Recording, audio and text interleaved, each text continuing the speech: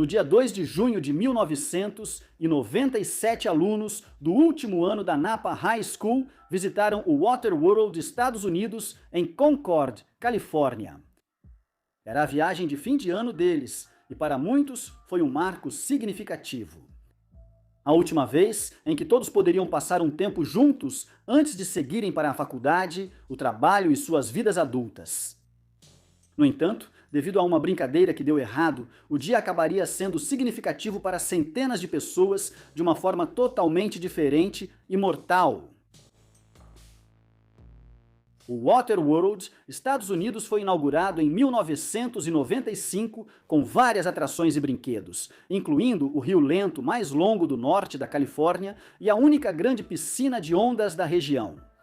As atrações foram projetadas para oferecer entretenimento para uma ampla variedade de visitantes, com piscinas rasas e áreas de recreação para crianças, complementadas por toboáguas maiores, mais altos e mais radicais para adolescentes e adultos. Durante anos, o parque operou sem grandes problemas. Acidentes de qualquer tipo eram raros e as atrações eram mantidas em bom estado de funcionamento, com novas atrações e tematizações sendo adicionadas a cada poucos anos.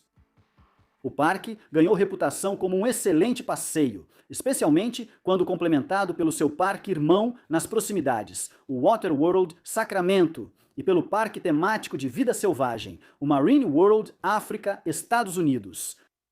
Moradores podiam comprar passe de temporada para as 3 atrações que pertenciam e eram operadas pela mesma empresa, pelo menos até o fim da década de 90.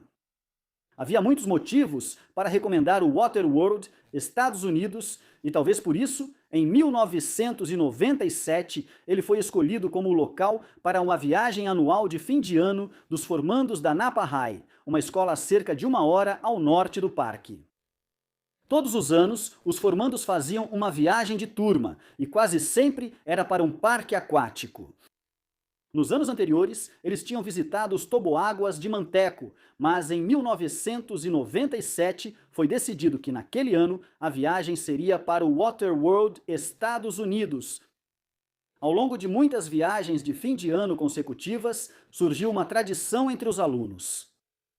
Perto do final do dia, quando o risco de serem expulsos do parque era mínimo, todos se reuniam em um dos maiores toboáguas disponíveis e tentavam descer juntos.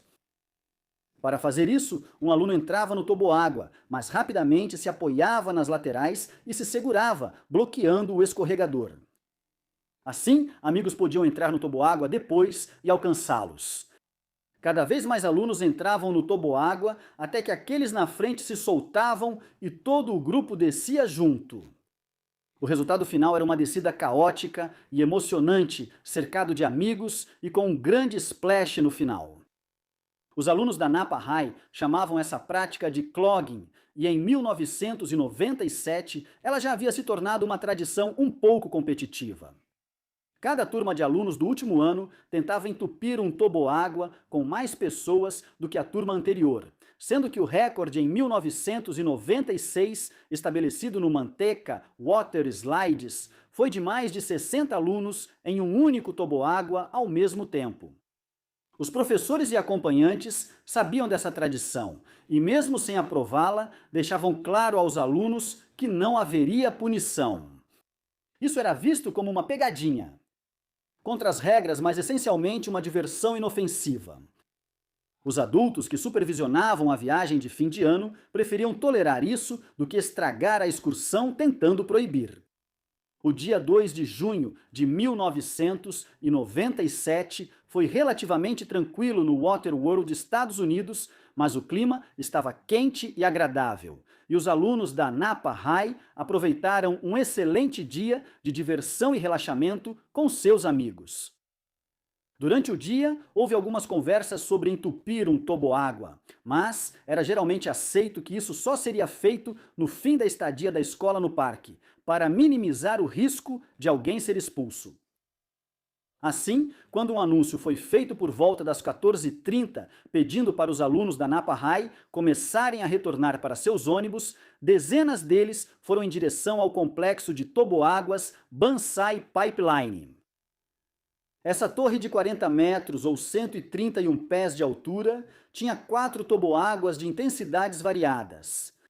Salva-vidas ficavam no topo da torre supervisionando os visitantes enquanto entravam nos toboáguas.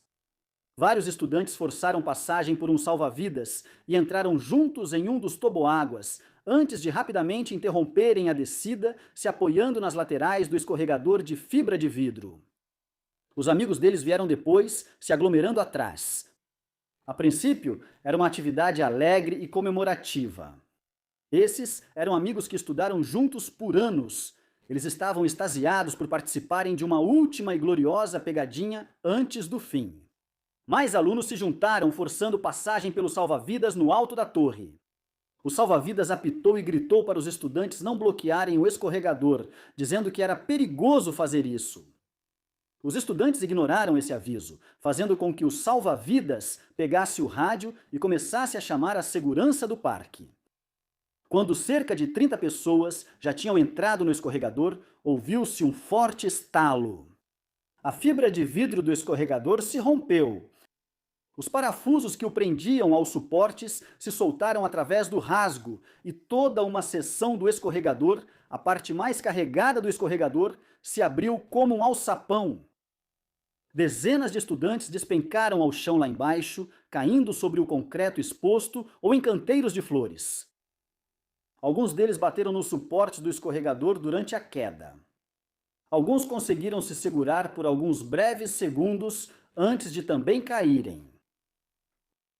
A estudante Alinda Franco sobreviveu à queda e depois deu este relato sobre o acidente. O som da fibra de vidro se partindo ficou gravado na minha mente para sempre. Lembro de começar a cair e tentar me segurar em algo. Parecia que a plataforma estava ao alcance da mão, mas eu não conseguia tocá-la. Assim que senti que estava começando a cair, meu cérebro desligou. O chão abaixo ficou instantaneamente coberto de adolescentes feridos. O sangue contaminou a piscina do brinquedo enquanto funcionários do parque acorriam ao local. O número de vítimas e os múltiplos ferimentos sofridos por cada uma delas eram impressionantes. Serviços de emergência foram acionados e ambulâncias levaram 32 adolescentes feridos para hospitais locais. Eram tantos que nenhuma unidade de saúde conseguia acomodar todos, e alguns estudantes foram levados para locais mais distantes.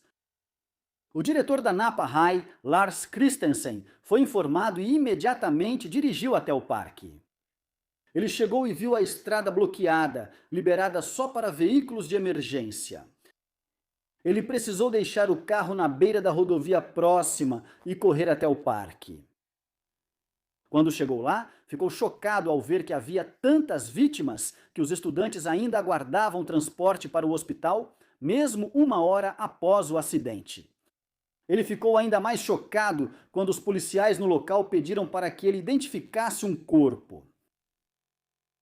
Quimby Galotti, de 18 anos, sofreu ferimentos graves na cabeça e no peito devido à queda, e não resistiu. Ela sempre foi uma aluna destaque e recentemente ganhou bolsa para cursar psicologia na faculdade.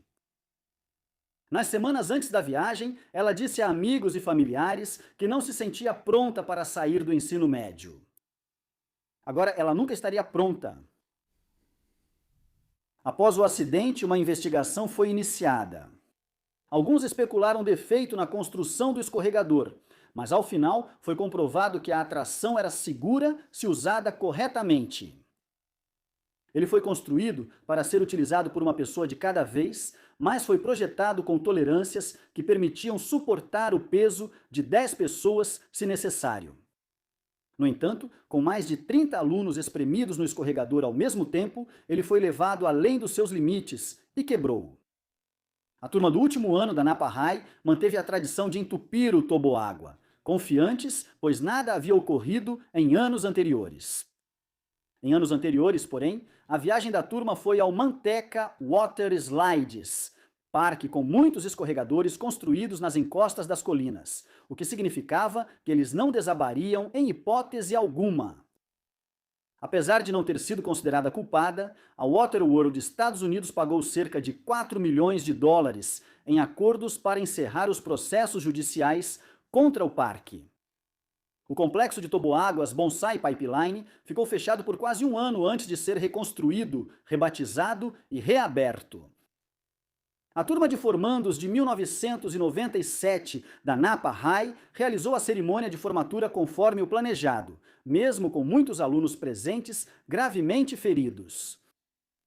Os alunos que haviam caído do toboágua compareceram como puderam, alguns em cadeiras de rodas, muitos com gessos e aparelhos de mobilidade, assistidos por profissionais de saúde.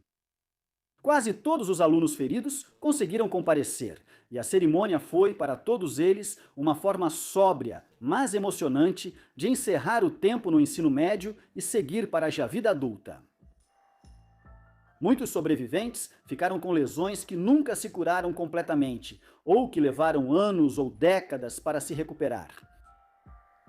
Para Quimby Galotti e para cada aluno daquele ano, uma decisão momentânea, uma brincadeira divertida e inocente que deu errado, teve consequências que durariam para toda a vida.